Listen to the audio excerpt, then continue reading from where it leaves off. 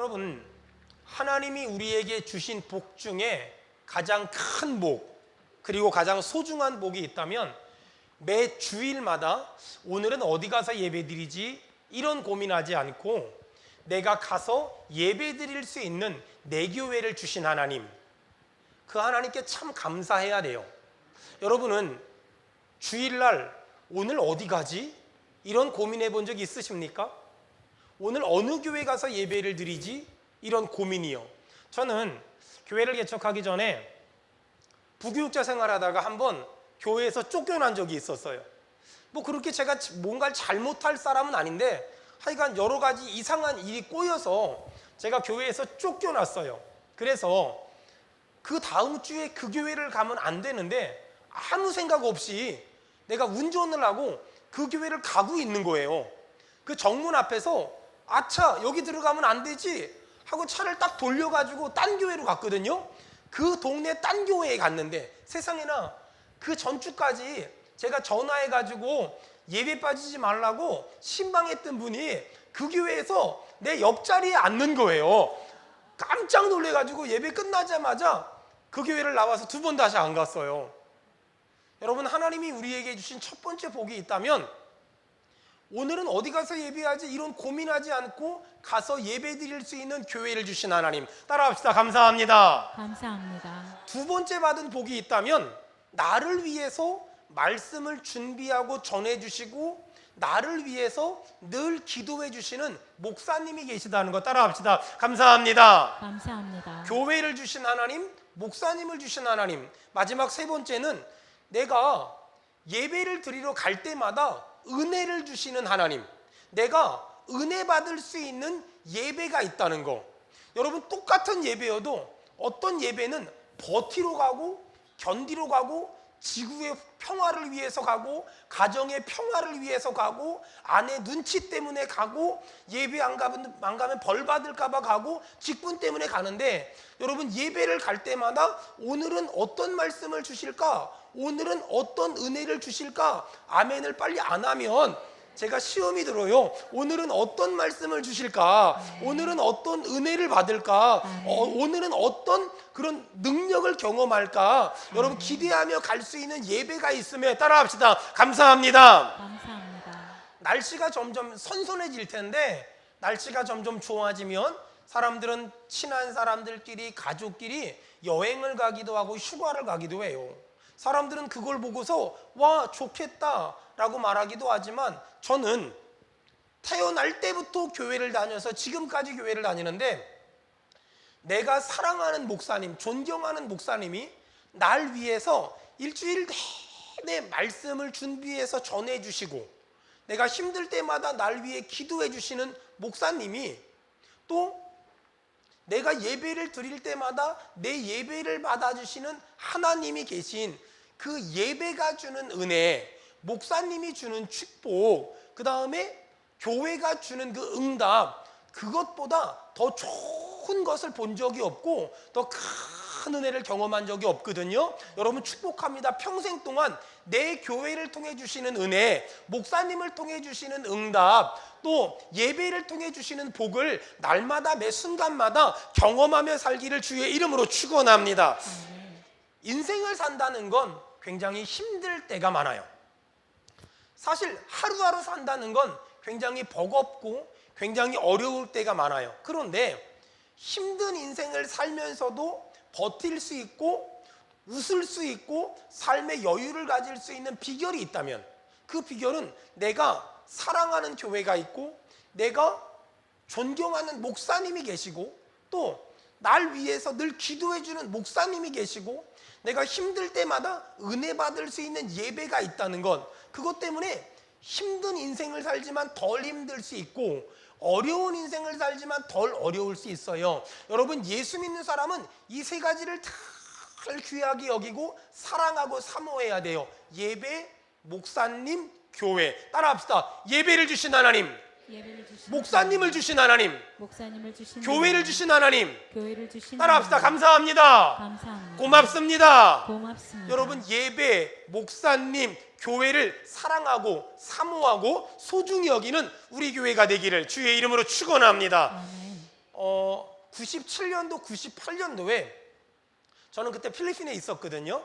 우리나라에 주 5일 근무가 시작됐어요. 그때 목사님들 만나면 서로 간의 고민이 뭐냐면 성도들이 금요일 날 직장 끝나고 나서 놀러 가서 토요일, 주일날 저녁까지 놀다가 집에 오면 교회가 텅텅 비어갈 거다.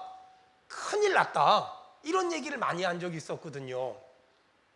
그래서 어떤 대형 교회들은 금요일 저녁 예배를 주일 예배로 바꿔서 금요일 날 예배 드리고 놀러 가라고 이런 것도 해본 적이 있고, 또 어떤 교회들은 교회에다가 큰 현수막을 붙였어요. 우리 교회는 주일 일부 예배를 5시에 드립니다. 이 말이 무슨 말이냐면 일찍 예배 드리고 놀러 가라는 거예요. 그렇게도 해봤어요. 근데 신기하죠? 그때 그 무렵에 우리나라에 어마어마한 IMF라는 어려움이 터졌고 경제적으로 몰락하기 시작했어요. 여러분 잘 들으세요.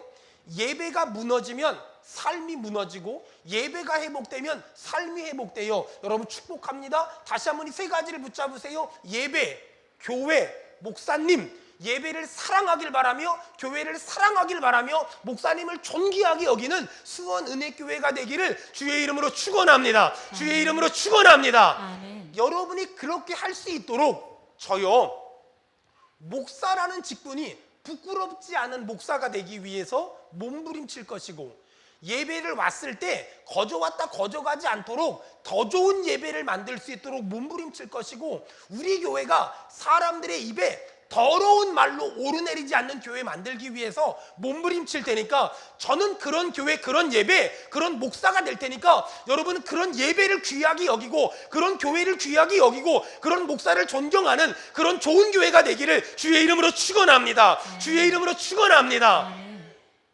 교회를 처음 오면 교회를 등록이라는 걸 해요. 교회를 등록한다는 건 영적으로 굉장히 중요한 의미고 굉장히 가치 있는 의미예요. 어떤 의미냐?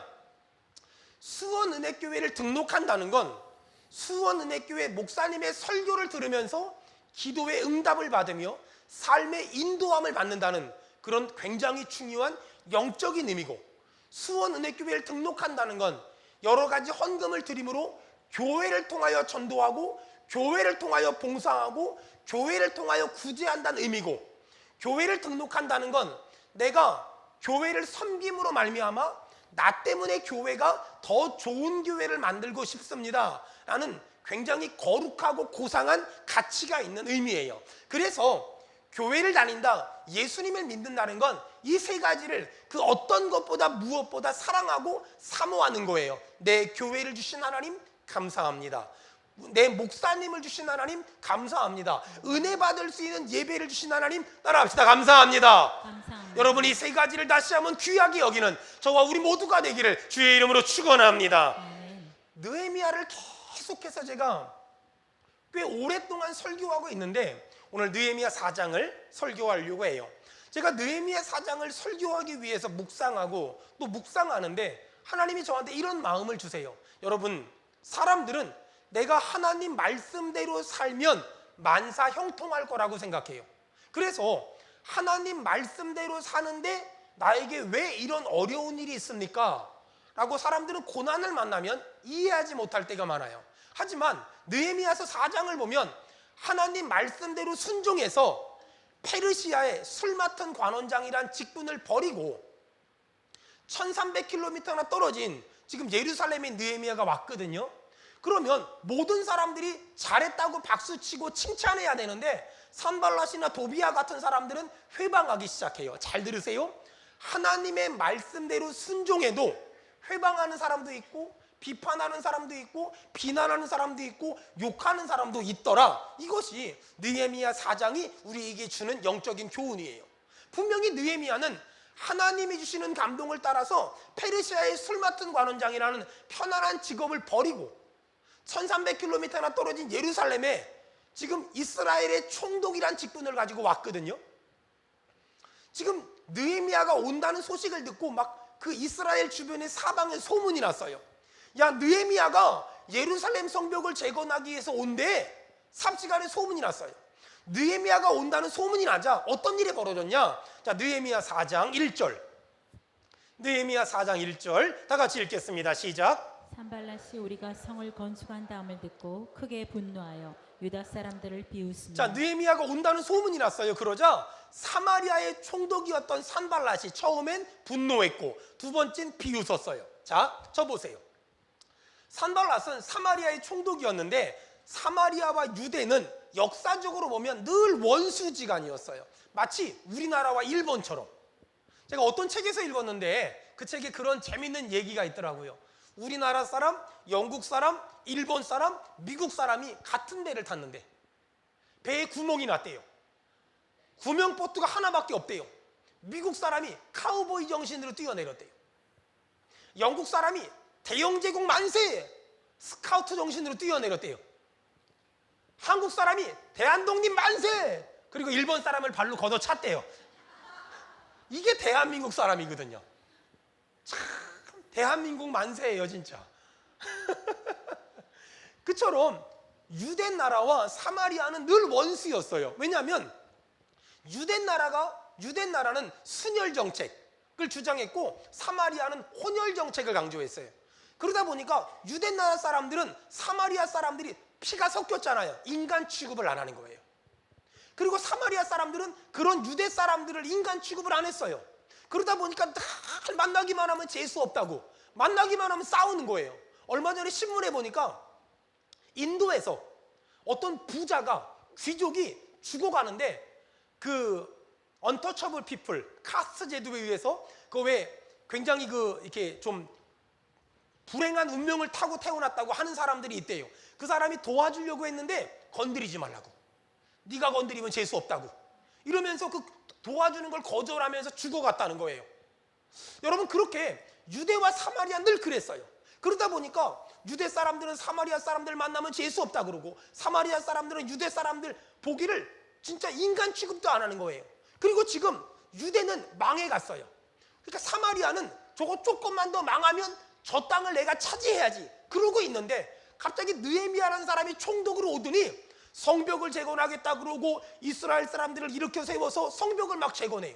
그러니 사마리아 사람들 눈에 느헤미야는 눈에 가시 같은 존재잖아요. 그러니까 미워하고 시기하고 질투하기 시작했어요. 신기하죠?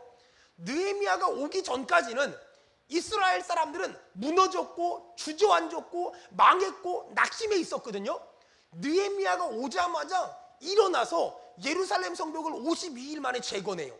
저는 오늘 말씀을 묵상하면서 이 지도자 한 사람의 영향력이 얼마나 대단한가, 지도자 한 사람의 영향력이 얼마나 어마어마한가. 아니, 느헤미야가 오기 전까지는 이스라엘은 망한 나라였고 사람들이 희망도 소망도 없었거든요.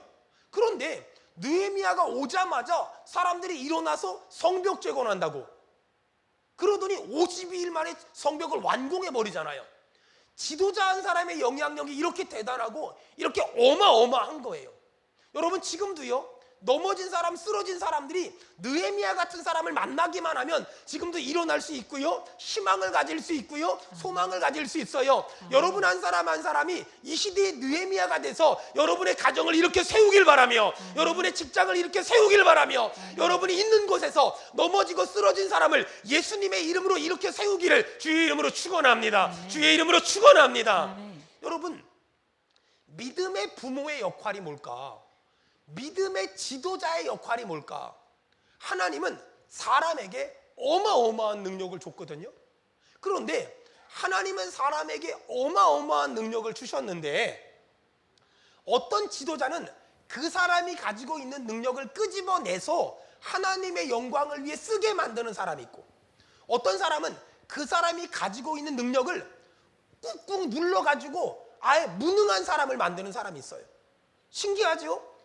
똑같은 능력이 있는데 어떤 지도자를 만나느냐에 따라서 그 능력을 끄집어내서 하나님의 영광을 위해 살게 하기도 하지만 그 능력을 더 집어넣어가지고 바보 같은 인생을 살게 만드는 지도자가 있더라는 거예요. 여러분, 그래서 인생에서는 내가 능력을 가지고 있는 것도 중요하지만 내가 어떤 지도자를 만나느냐가 너무너무 중요해요. 우리가 느헤미야 같은 지도자를 만나기만 하면 지금까지 바보처럼 살았을지라도 지금부터 믿음의 사람으로 십자가 군병으로 살게 될 줄 믿습니다. 여러분, 그것이 그래서 믿음의 인생은 만남이 너무너무 중요해요.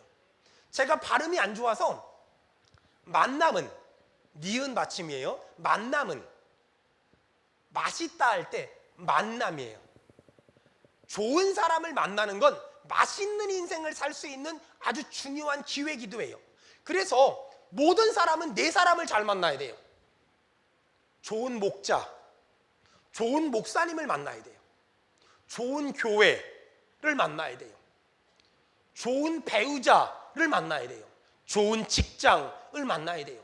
믿음의 부모는 뭐 하는 사람이냐면요, 하나님이 내 자녀에게 어떤 능력을 주셨을까? 그걸 발견해서 끄집어내서 하나님의 영광을 위해 살게 만드는 것, 그것이 좋은 부모예요. 좋은 지도자는 어떤 사람이냐면 성도들에게 어떤 능력이 있나 보고 그걸 발견해서 끄집어내서 하나님의 영광을 위해 살도록 만들어내는 사람, 그 사람을 좋은 지도자라고 말해요. 여러분, 어떤 사람은 저한테 그래요. 목사님, 우리 아이는요, 할 줄 아는 게 아무것도 없어요.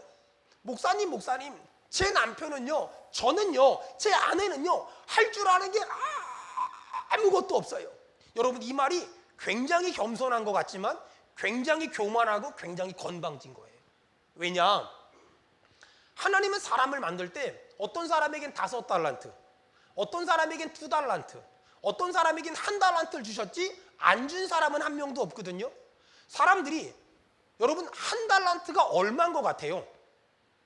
사람들은 1달란트 그러니까 조금이라고 생각하잖아요.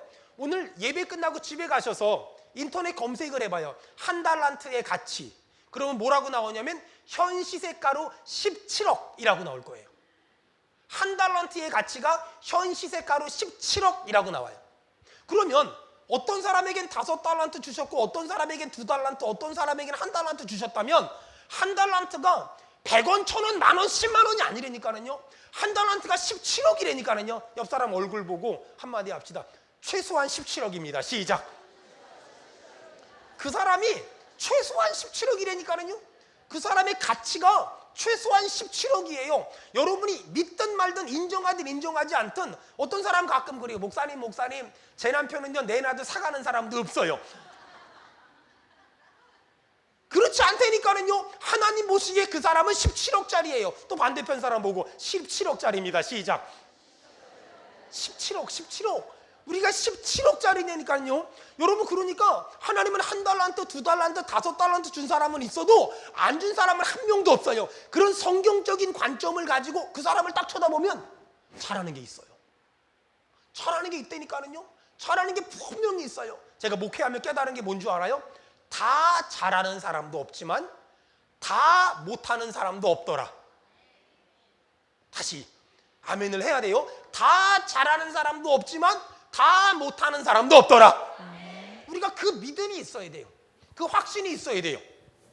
제가 어릴 적부터 사역을 오래 했잖아요. 참 다양한 사람들을 만났거든요. 한 번은 저희 교회 주일학교 아이였는데 6학년짜리, 씻지도 않아, 먹을 때는 1등이야. 얘들아, 우리 기도하고 먹자. 하나님 아버지 감사합니다. 맛있는 간식을 주셔서 감사합니다. 예수님의 이름으로 기도했습니다. 눈 뜨면 이미 애들이 먹고 싶어하는 과자들은 전부 다 걔가 갖고 날랐어.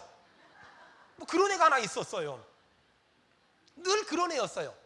그러니까 말썽 피워, 예배는 늦어, 성경은 안 써와, 예배 시간에 졸아, 그리고 예배 시간에 옆에 하고 장난해하다 때려, 울려, 맨날 이런 애야. 정말 얘는 제발 좀 안 왔으면 좋겠다, 그런 애가 하나 있었어요.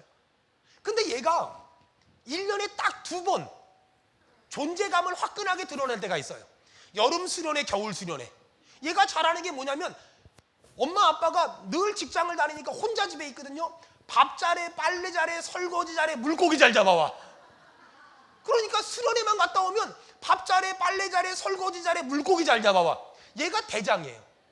평소 때는 존재감이 없어요. 제발 좀 교회 좀 안 나왔으면 좋겠어요. 씻지도 않아서 냄새도 나요. 그런데 여름 성경학교, 겨울 성경학교하고 수련회 가면 얘가 가서 잠깐만 갔다 오면 물고기 한 바퀴씩 잡아와요. 그리고 밥 잘해, 설거지 잘해, 빨래 잘해. 그리고 애들이 하기 싫어하는 일, 힘들어하는 얘가 다 하고 와요. 그러니까 1년에 딱 2번 필요한 애야. 제가 갤보면서 느낀 게 있다니까요. 다 잘하는 애들도 없지만 다 못하는 사람도 없다. 옆 사람 얼굴 봐봐요. 다 잘하는 사람도 없지만 다 못하는 사람도 없대요. 힘을 내세요. 시작. 다 잘하는 사람도 없지만 다 못하는 사람도 없다니까는요. 여러분, 하나님은 5달란트, 2달란트, 1달란트 준 사람은 있지만 안 준 사람은 한 명도 없다. 그런 관점으로 여러분, 내 아들을 바라고 내 딸을 바라보면 하나님이 주신 은혜가, 은사가 있다니까는요.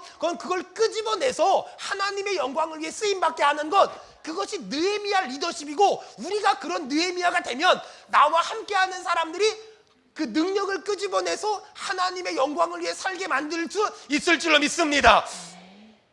교회는 참 재밌는 곳이에요. 교회가 얼마나 재밌는 곳이냐면요, 학력 달라, 출신 달라, 고향 달라, 전부 생긴 거 달라, 성격 달라, 성품 달라, 똑같은 게 하나도 없어요. 제가 지난주에 교회가 배려해줘서 담양으로 휴가를 갔다 왔거든요. 담양에 갔는데 반찬마다 번데기가 나오는 거예요. 저는 제 아내랑은 너무 좋아하거든요. 근데 우리 아들, 우리 딸들은요, 그 번데기를 보면서 애들이 심각한 고민을 해요. 이걸 왜 사람이 벌레를 먹어야 되냐.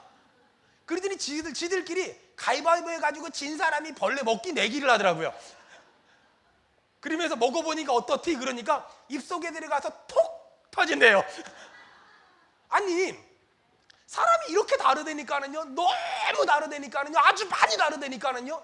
여러분, 신앙생활 잘한다는 건 어떤 건지 아세요? 나와 다른 사람을 틀렸다고 말하지 않고 나와 다른 사람은 다르다고 말하는 것, 그것을 신앙생활 잘한다고 말해요. 여러분, 나와 다른 사람은 다른 거지 절대 틀린 게 아니에요. 하나님은 사람마다 전부 다 다른 은사, 다른 은혜를 주셨어요. 전 어릴 적에 시골에서 부흥회 하잖아요. 그럼 부흥 강사 목사님들이 은사 받으라고, 능력 받으라고, 은사 달라고, 능력 달라고 기도하라는 거예요.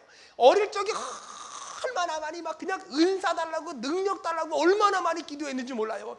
막 그냥 막 찬송도 그런 거잖아요. 은사 받아라, 은사 받아라, 예수 내게 말, 막 이러면서 막 그냥 능력 받아라, 막 이러면서, 이게 어릴 적부터 교회 다녔던 사람만 이런 걸 알거든요. 그러면서 막 은사 받아라도 그냥 은사 받아 이렇게도 안 하고 은사 받아라, 은사 받, 이러면서 찬양했거든요. 그때 그 시절이 기억나십니까? 그렇게 하면서 막 찬양을 했거든요. 그래서 하나님이 참 은사도 많이 주시고 능력도 많이 줬어요. 근데 제가 성경을 연구하다 보니까, 여러분, 은사를 많이 받은 사람은 좋을 것 같아요, 피곤할 것 같아요? 은사를 많이 받은 사람은 무지하게 피곤해요. 왜? 성경에 하나님이 은사를 많이 받은 사람은 많은 일을 감당하래요. 조금 받은 사람은 조금 감당. 여러분, 그러니까 일하기 싫으면 은사를 달라 그러면 안 돼요. 근데 일은 안 하면서 은사를 달라고 말하면 그 사람은 좀 이상한 사람이에요. 은사를 많이 받은 사람은 일을 많이 해야 돼요. 여러분, 성경에 보니까 은사는 나를 위해 받아요, 교회를 위해 받아요? 교회를 위해 받는 거예요. 나를 위해 받아야 될 은사는 딱 하나, 뭘까요? 방언의 은사. 방언의 은사만 나를 위해 받아야 되고 나머지 모든 은사는 주시면 교회를 위해 쓰는 거거든요. 그런데 은사 받아서 교회를 위해 안 쓰고, 야, 나는 투시의 은사 있다, 나는 통변의 은사 있다, 나는 예언의 은사 있다, 이렇게 자랑하잖아요. 그 사람은 하나님의 뜻과 전혀 다른 거예요. 그래서 많이 받은 사람은 많이 주의 일을 해야 되는 거예요. 여러분, 교회는 참 다양한 은사를 가진 사람들이 많아요. 그런데 지도자는 그 은사를 끄집어내서 하나님의 영광을 위해 살도록 만드는 것, 그것이 사명이란 말이에요. 하나님은 사람마다 다 다양한 은사를 줬어요. 다른 건 절대 틀린 게 아니라니까는요. 리더십은 나와 함께 있는 사람이 어떤 능력이 있고 어떤 재주가 있나 발견해서 그걸 끄집어내주는 거예요. 그리고 그가 하나님의 영광을 위해 살도록 만들어내는 거예요. 여러분, 축복합니다. 수원 은혜교회에 와서 예배드리고 헌금하는 거 외에 아무것도 안 하는 사람 되지 말고, 하나님이 여러분에게 주신 은혜가 있어요, 은사가 있어요, 달란트가 있어요. 그걸 사용해서 하나님의 영광을 위해 삶으로 교회가 건강해지고 하나님의 나라가 확장되기를 주의 이름으로 축원합니다. 주의 이름으로 축원합니다. 아멘. 지금 느헤미야가 이렇게 해서 52일 만에 예루살렘 성벽을 재건했어요. 하지만 문제가 생겼어요. 느헤미야가 이스라엘 사람들 데리고 열심히 성벽을 재건하면, 아니 하나님의 뜻대로 사니까 사람들이 막 박수를 쳐줘야 되잖아요. 그런데 회방하는 사람이, 방해하는 사람이 있었어요. 어떤 사람이냐? 느헤미야 4장 3절 다 같이 읽겠습니다. 시작. 아몬 사람 도비아는 곁에 있다가 이르되 그들이 선축하는 돌 성벽은 여우가 올라가도 곧 무너지리라 하더라. 지금 사마리아 총독 산발락과 암몬 사람 도비아가 계속 성벽 재건을 회방하는 거예요. 뭐라고 회방해요? 3절에 야, 여우가 올라가도 무너지겠다. 여우가 올라가도 무너지겠다. 여우가 올라가도 무너지겠다. 이러면서 지금 계속 회방해요. 얼마나 속상했을까? 편안한 삶을 버리고 하나님의 사명을 따라 예루살렘까지 왔는데 칭찬하고 격려해 주기보다 비판하고 비난하고 회방하니까 얼마나 속상했을까? 근데 여러분, 사실 외부에서 산발랏이나 도비아 같은 사람들이 비난하고 비방하는 건 참을 수가 있어요. 진짜 힘든 게 뭔 줄 알아요? 산발랏과 도비아가 막 힘들게 하는데 이스라엘 안에서 느헤미야와 같이 예루살렘 성벽을 재건하던 이스라엘 사람들이 힘들다고, 덥다고, 피곤하다고 불평하고 원망하기 시작해요. 아니, 산발랏과 도비아가 힘들게 하면 좀 이스라엘 사람들이라도 좀 느헤미야 마음을 이해해주면 참 좋잖아요. 그런데 밖에서도 힘들게 하는데 안에서 이스라엘 사람들까지도 불평하고 불만하니까 느헤미야가 주저앉아 버려요. 낙심해 버려요. 넘어져 버려요.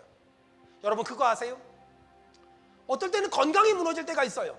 어떨 땐 물질이 무너질 때가 있다니까는요. 어떨 땐 인간관계가 무너질 때가 있어요. 이것들 때문에도 힘들어 죽겠는데 세상에 믿었던 사람이, 믿었던 가족이, 믿었던 배우자가, 믿었던 형제가, 믿었던 성도가, 믿었던 목사님이 안에서마저 불평하고 원망하잖아요. 그럼 이게 피할 길이 없어요. 도망갈 데가 없단 말이에요. 어디로 도망갈 데가 없어요. 어디로 피할 데가 없어요. 사람이 언제 제일 힘든 줄 아세요? 밖에서 힘든 건 그래도 견뎌요. 그런데 안에서까지 힘들면 사람이 피할 데가 없잖아요. 사람이 도망갈 데가 없잖아요. 사람이 숨을 데가 없잖아요. 그때가 가장 힘들어요. 그때가 가장 속상해요. 그때가 가장 답답하고 그때가 가장 억울해요. 여러분도 그럴 때가 있나요? 밖에서도 힘든데 돈 때문에, 건강 때문에 체력도 안 되고 상황도 안 되고 사람들 때문에 힘든데, 아니 저 사람은 나 좀 이해해 줘야 되는데, 저 사람은 내 마음 좀 알아줘야 되는데, 저 사람은 내 입장 좀 이해해 줘야 되는데 저 사람마저 저러니까 나 도망갈 데가 없어. 나 피할 데가 없어. 나 숨을 데가 없어. 나 어디 피난 갈 데가 없어. 사람은 이때 가장 힘들어요. 아마 그래서 지금도 수많은 사람들이 술을 찾아요. 술 마시면 어떻게 좀 해결될까? 어떤 사람들은 여기저기로 여행 다녀요. 그러면 좀 해결될까? 어떤 사람은 극단적인 선택으로 죽어버려요. 죽음이란 피난처를 찾아요. 어떤 사람은 마약이란 피난처를 찾아요. 어떤 사람이라는 음란이라는, 성적인 타락이라는 피난처를 찾아요. 그런다고 그 문제가 해결될까요? 해결되기만 하면 해도 되거든요. 술 퍼마신다고? 나쁜 짓 하고 돌아다닌다고? 여기저기 여행을 다닌다고? 해결될까? 안 되더라고요. 여러분 안 돼요. 그런다고 해결되는 게 아니에요. 어디 좀 멀리 갔다 오면 해결될까? 해결되기만 하면 갔다 오세요. 하지만 갔다 오고 나면 더 힘들어요. 더 어려워요. 더 지쳐요. 더 막막하단 말이에요. 여러분 느헤미야가 밖에서는 도비아와 산발랏이 힘들게 하고 안에서는 이스라엘 사람들이 불평하고 원망할 때 느헤미야는 어디론가 피했어요. 어디로 피했을까? 느헤미야 4장 4절 다 같이 읽겠습니다. 느헤미야 4장 4절 시작. 우리 하나님이여 들으시옵소서. 우리가 업신여김을 당하나이다. 원하건대 그들이 욕하는 것을 자기들의 머리에 돌리사 노략거리가 되어 이방에 사로잡히게 하시고 우리 하나님이여 들으시옵소서. 우리가 업신여김을 당하나이다. 원하건대 그들이 욕하는 것을 자기들의 머리에 돌리사 노략거리가 되게 하옵소서. 우리 하나님이여 들으소서. 여러분 느헤미야가 어디로 피했어요? 하나님께. 다시 물어볼게요. 믿음으로 대답합시다. 여러분 느헤미야가 어디로 피했습니까? 하나님께. 더 크게요. 느헤미야가 어디로 피했습니까? 하나님께. 여러분 밖에서 힘들게 하고 안에서 힘들게 할 때 돈 있고 힘 있는 사람 찾아가지 마세요. 다윗이 시편에 이런 고백을 했어요. 코에 호흡이 있는 인생을 의지하지 마라. 코에 호흡이 있는 인생을 의지하지 마라. 옆 사람이 지금 코에다 손을 한번 대봐요. 호흡이 숨이 있나 없나. 다윗이 코에서 숨 나오는 인간들은 의지하지 말래요. 여러분 정말 사람을 의지하고 싶다면 전부 다 연화장을 가세요. 코에 호흡이 있는 인생을 의지하지 말래요. 그건 우리가 의지할 때가 아니에요. 그 사람이 돈이 있든 권력이 있든 힘이 있든 그걸 의지할 때가 아니에요. 하나님은 나를 하나님에게 피하라고 우리를 부르세요. 저는 교회가 참 좋아요. 짧은 인생 살면서 힘들 때도 교회 왔고, 아플 때도 교회 왔고, 속상할 때도 교회 왔고, 기쁠 때도 교회 왔고, 좋을 때도 교회 왔고, 답답할 때도 교회 왔고, 잠이 안 올 때도 교회 왔고, 한숨 날 때도 교회 왔고, 문제가 해결됐을 때도 교회 왔고, 문제가 해결되지 않았을 때도 교회 왔어요. 여러분 안팎으로 힘들 때 교회 오세요. 예배 오세요. 기도하러 오세요. 그리고 하나님 앞에 기도하세요. 그 기도는 문장이 있지 않아도 괜찮아요. 단어가 있지 않아도 괜찮아요. 그냥 하나님 앞에 와서 엉엉 울어도 괜찮아요. 하나님, 나 너무 힘들어요. 하나님, 나 너무 아파요. 하나님, 나 너무 속상해요. 지금의 저를 만들어준 목사님이 계세요. 지금은 돌아가셨어요. 매주 월요일마다 기도원에 가셨어요. 그리고 목사님 울면서 기도하셨어요. 어릴 적에는 그 기도를 들을 때마다 기도가 너무 유치하다고 말했어요. 우리 목사님이 이렇게 기도하셨어요. 아버지, 저 왔어요. 아버지, 저 왔어요. 그 기도를 들을 때마다 너무 유치하다고. 그래서 지금 제가 하나님 앞에 새벽마다 시간마다 틈날 때마다 제가 그렇게 기도해요. 아버지, 유석이 왔어요. 아버지, 유석이 왔어요. 여러분 이런 기도를 안 해본 사람들은 아직까지 삶의 어려움을 당해본 적이 별로 없는 거예요. 이런 기도를 안 해본 사람들은 아직까지 삶의 안팎으로 막히는 경험을 안 해본 사람들이, 아직까지 이런 경험을 안 해본 사람들은 인생이 얼마나 의지할 데가 없고 사람을 의지하는 것이 얼마나 하찮다는 걸 모르는 사람이에요. 하지만 이런 기도를 해본 사람들은 제 말이 무슨 말인지 알걸요. 아버지, 저 왔어요. 아버지, 저 왔어요. 여러분 세상이 버리면 교회로 오면 되지만 교회가 버리면 갈 데가 없잖아요. 여러분 교회가 여러분의 피난처예요. 예배가 여러분의 피난처예요. 기도가 여러분의 피난처예요. 여러분 교회로 돌아오세요. 교회로 돌아오세요. 오늘 예배드리는 사랑하는 여러분, 그리고 오늘 영상으로 설교 방송으로 설교를 듣는 사랑하는 모든 성도 여러분, 교회를 떠났다면, 예배를 떠났다면, 기도의 자리를 떠났다면, 목사님을 떠났다면 여러분 교회로 돌아오세요. 우리 아멘 합시다. 여러분 예배로 돌아오세요. 아멘. 여러분 기도로 돌아오세요. 아멘. 그리고 주님한테 아버지, 유석이 왔어요. 아버지, 유석이 왔어요. 아버지, 저 왔어요. 여러분 저는 태어날 때부터 교회를 다녀도 지금까지 교회를 다녀요. 힘들 때마다 어려울 때마다 교회로 왔고 예배 왔고 기도하러 왔고, 목사님 저 위에 기도해 주세요. 목사님 저 위에 기도해 주세요. 아주 단순하지요? 아주 하찮지요? 하지만 내가 힘들 때마다, 아플 때마다, 속상할 때마다, 한숨 날 때마다 달려올 수 있는 교회가 있는 사람, 내가 힘들 때마다 어려울 때마다 찾아올 수 있는 예배가 있는 사람, 내가 힘들 때마다 어려울 때마다 기도를 요청할 수 있는 목사님이 있는 사람, 그 사람은 어떤 힘든 일을 만나도 버틸 수가 있어요. 그게 없는 사람은 힘들어도 버틸 수가 없고, 어려워도 버틸 수가 없고, 속상해도 버틸 수가 없어요. 여러분 저는 그렇게 버텼어요. 힘들 때마다, 어려울 때마다, 답답할 때마다 교회를 찾아갔고, 예배를 찾아갔고, 기도의 자리를 찾아갔고, 목사님을 찾아가서 목사님 기도해 주세요. 여러분이 힘들고 어려울 때 찾아갈 교회가 있으세요? 복 받은 거예요. 힘들고 어려울 때 찾아갈 예배가 있으세요? 복 받은 거예요. 힘들고 어려울 때 찾아가서 목사님 기도해 주세요. 목사님 기도해 주세요. 이럴 수 있는 목사님이 계세요? 그럼 복 받은 거예요. 없다면 당장 만드세요. 왜?